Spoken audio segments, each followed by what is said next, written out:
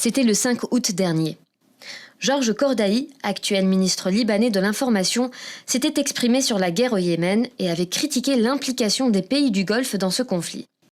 Pour rappel, Cordaï ne faisait pas partie du gouvernement au moment de ces déclarations, puisque sa nomination a eu lieu un peu plus d'un mois plus tard, le 10 septembre. Ces anciennes déclarations ont été relayées récemment et ont suscité la réaction immédiate des pays du Golfe. À commencer par l'Arabie Saoudite, qui a décidé de rappeler son ambassadeur à Beyrouth pour consultation. Le Royaume a également donné un délai de 48 heures à l'ambassadeur du Liban à Riyad pour quitter le territoire. Ce n'est pas tout, l'Arabie Saoudite décide de suspendre toutes les importations libanaises.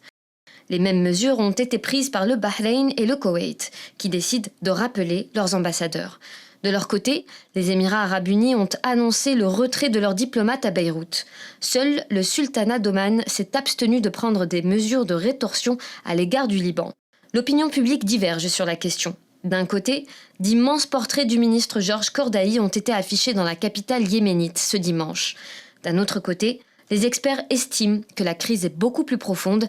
D'après eux, le Liban sert de bouc émissaire dans une lutte d'influence entre l'Iran et l'Arabie saoudite.